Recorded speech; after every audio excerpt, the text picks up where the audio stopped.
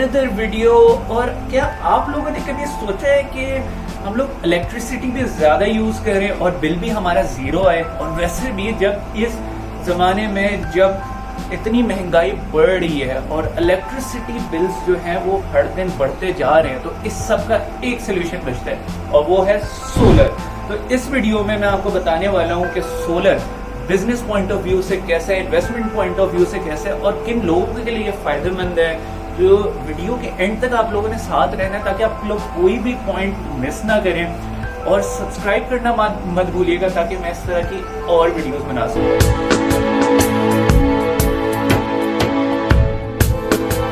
तो बेसिकली हमारे पास तीन तरह के सिस्टम्स होते हैं, एक ऑफ ग्रिड, एक ऑन ग्रिड और एक हाइब्रिड सिस्टम।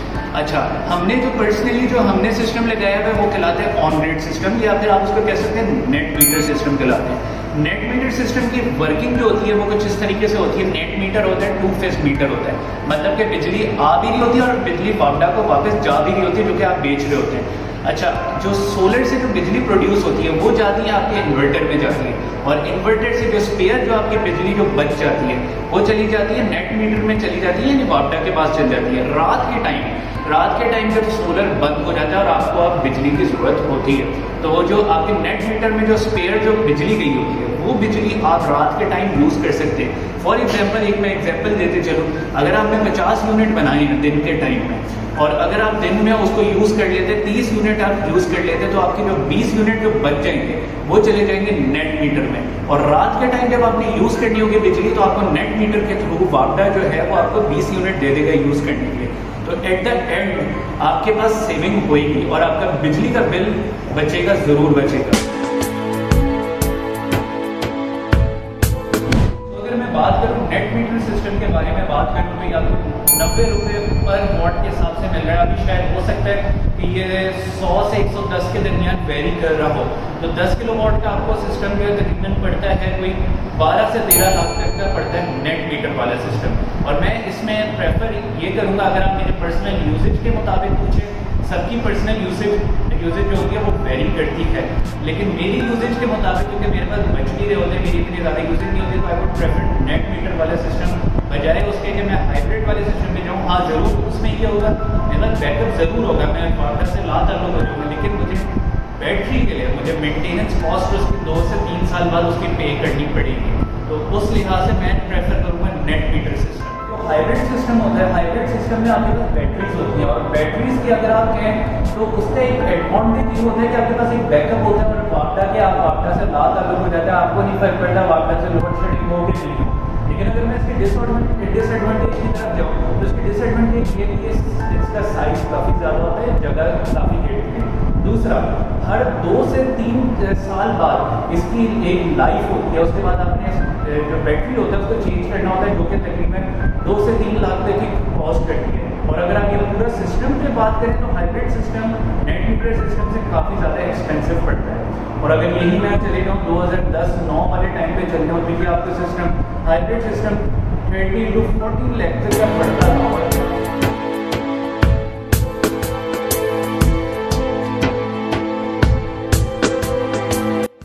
तो बेसिकली ये हमारी पूरी छत है और छत पे आपने सबसे पहली जो चीज़ होती है वो आपने नोटिस ये करनी है कि आपके पास छत पे इनफ स्पेस हो इतनी कि आप सोलर पैनल लगा सके, क्योंकि सोलर पैनल्स के लिए प्लेट्स जो होती हैं वो बड़ी होती हैं। अब जैसे कि हमारी जो प्लेट है वो 10 किलो वॉट वाली और ये तकरीबन कोई 17 प्लेट्स हैं। तो अक्सर पाकिस्तान में लोगों ने इस तरह किया हुआ होता है कि छत वगैरह पे गार्डनिंग वगैरह हुई भी होती है, तो इस वजह से आपके पास स्पेस नहीं बचती कि आप ये प्लेट्स लगवा सके। अब यही अगर आप कोई 3-4 प्लेट्स लगवा देंगे तो वो फिर आपके लिए एक हेल्पफुल उतना नहीं रहेगा। अब वो डिपेंडिंग अपॉन योर साइज़ कि आप लोगों का घर पे का मतलब कि साइज़ कितना है और उस पर डिपेंड करता है। तो सबसे पहले आप लोगों ने अपनी छत पे जो है वो स्पेस को रिकग्नाइज़ करना है कि यार इस पे अगर हम लोग पैनल्स लगवाएं तो वो हमारे लिए इतने फ़ायदेमंद रहेंगे नहीं कि हमारे पास जगह है उस हिसाब से कि नहीं।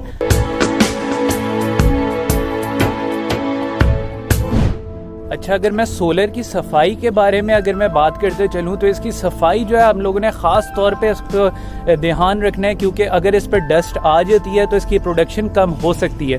अब जैसे कि जो हमारे जो एरिया है उधर मिट्टी काफ़ी ज़्यादा है और थोड़ा खुला इलाका है, तो लाहौर का जैसे आप लोगों को मौसम पता है काफ़ी एग्रेसिव है और गर्मियों में आंधियाँ वगैरह बहुत ज़्यादा आते रहती हैं। तो अगर तो कोई मिट्टी की लेयर आके ऊपर जम जाती है तो उसकी प्रोडक्शन आपकी जो सोलर की है वो कम हो सकती है। तो इसके सोल्यूशन ये होता है कि आपको 10 से 15 दिन के दरमियान आप लोग इस पर कोई एक ऐसा, जब आप सोलर लगवा रहे हो तो इस चीज़ को आप ध्यान में रखिएगा, कोई ऐसा एक्सेस पॉइंट ज़रूर दीगा जहाँ से आप सोलर को पाइप लगा के कोई पानी वगैरह से धो सकें, ताकि उसकी प्रोडक्शन जो है वो ज़्यादा हो सके। और आप लोग जब धोएंगे उसके बाद ख़ुद आप लोगों को कोई 2 से 3 दिन में आप लोगों को पता लग जाएगा कि आपके प्रोडक्शन में काफ़ी चेंज आया है।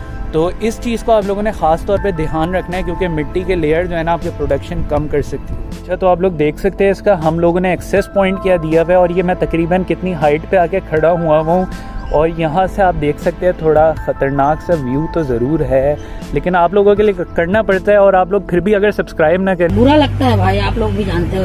अच्छा, तो इस वक्त हमारे पास आए हुए हैं पेंटेरा से आए हुए हैं इंजीनियरिंग टीम आई हुई है जिनको सुपरवाइज़ कर रहे हैं, और हमारे साथ हैं उज़ैर भाई। उज़ैर भाई, आप मुझे बताएंगे कि इसका सारा इंस्टॉलेशन प्रोसीजर क्या है, क्योंकि आप इंजीनियरिंग टीम से हैं, तो सारा आप मुझे गाइड कर दें हमारे व्यूअर्स के लिए। अस्सलाम वालेकुम। सबसे पहले तो इसका जो प्रोसेस में इंस्टॉलेशन आती है, जिनमें सबसे पहले इंस्टॉलेशन में हमारे पास मैकेनिकल और सिविल वर्क आता है, जिसमें सबसे पहले तो हमारे पास ये पैनल इंस्टॉल होते हैं। जैसे कि देख रहे हैं ये मैकेनिकल एंड सिविल वर्क का कंप्लीट काम हुआ है। तो ये करने के बाद जब ये काम mechanical and civil work complete हो जाता है, पैनल इंस्टॉल हो जाते हैं, उसके बाद हमारी इलेक्ट्रिकल टीम आती है। इलेक्ट्रिकल टीम जो है वो हमारे पास जो भी वायरिंग होती है पैनल से कनेक्शन से लेके, और जो इन्वर्टर होता है कंप्लीट जो इलेक्ट्रिकल वर्क होता है वो कंप्लीट करती है हमारे पास इलेक्ट्रिकल टीम। और उसमें हमारे पास पीवी वायर्स आती हैं जो कनेक्शंस किया जाता है, और उसमें उसके साथ साथ हमारे पास एसी कनेक्शंस, इन्वर्टर इंस्टॉलेशन आता है।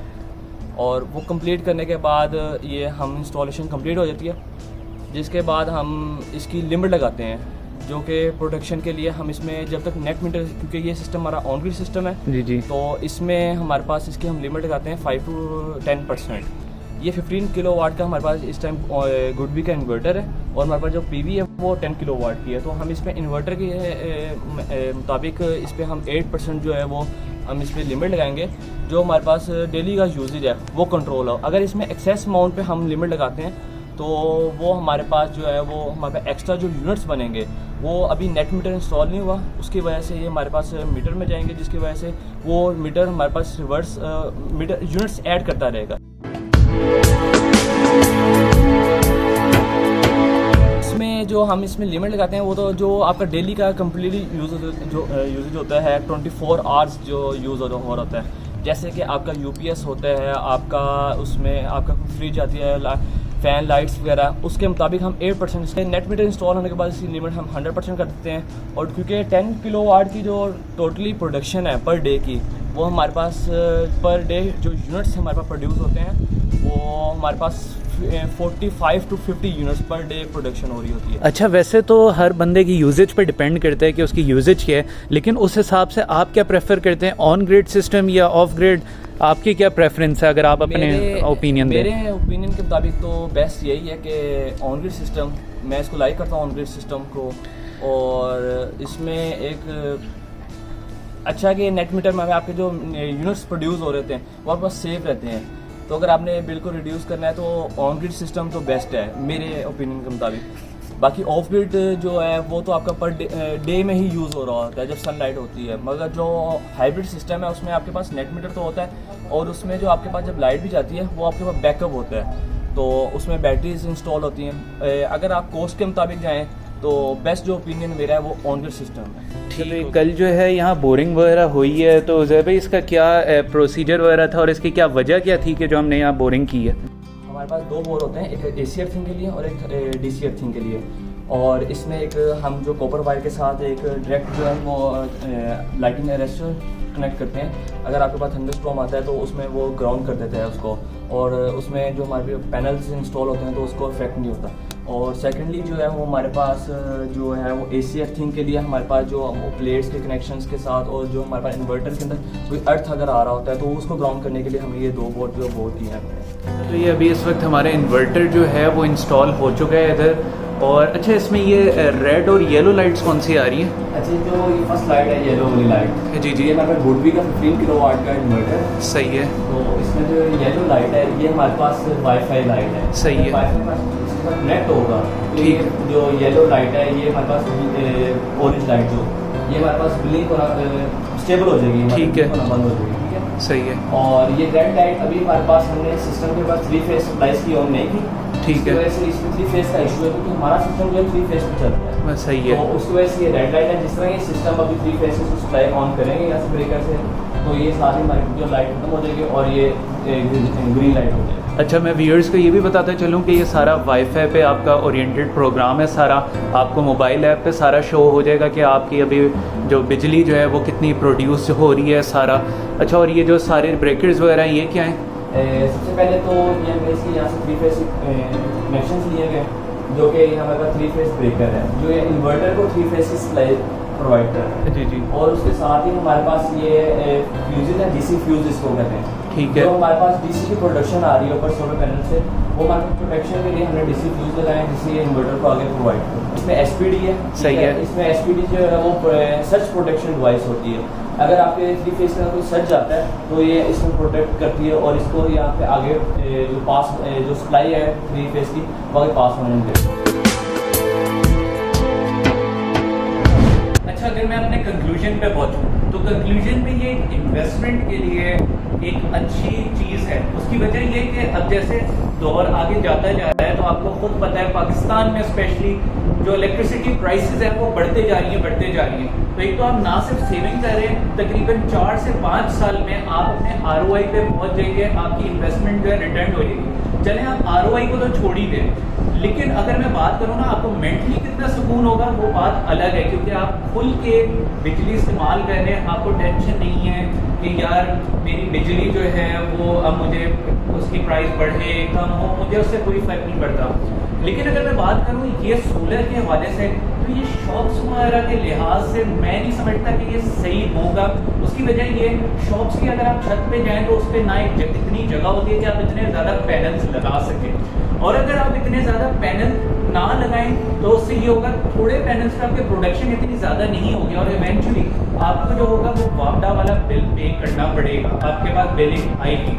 तो ये जो है शॉप्स वगैरह के लिहाज से मैं प्रेफर नहीं करता, लेकिन अगर आप इन्वेस्टमेंट पर्पस के लिहाज से देखा जाए तो अभी भी मैं कहता हूँ ये बहुत अच्छी प्राइस पे मिल रहा है। और अगले जो मुझे जो नज़र आ रहा है क्योंकि मैं 2020 से देखता आ रहा हूँ, मैं 2020 से पहले तो ऑब्जर्व कर रहा था कि ये वाली चीज़ जो है वो सही भी है, लोगों का आगे रिएक्शन क्या आता है। तो जो मुझे अब तक 2 सालों में नज़र आया वो ये है कि ये पॉजिटिव इसका ग्राफ जा रहा है, इसका ग्राफ काफ़ी ऊपर जा रहा है। और अगर साल भर के अंदर मैं कहूँ तो इसकी प्राइस में अच्छा खासा मुझे लगता है कि अब प्राइस बढ़ जाएगी। तो इसी के साथ हम आज की वीडियो अपनी ख़त्म करते हैं। और अगर आपको वीडियो पसंद आई हो तो सब्सक्राइब मस्ट, नीचे कमेंट करके ज़रूर बताइएगा कि वीडियो कैसी थी। फिर मिलते हैं आपसे नेक्स्ट वीडियो में।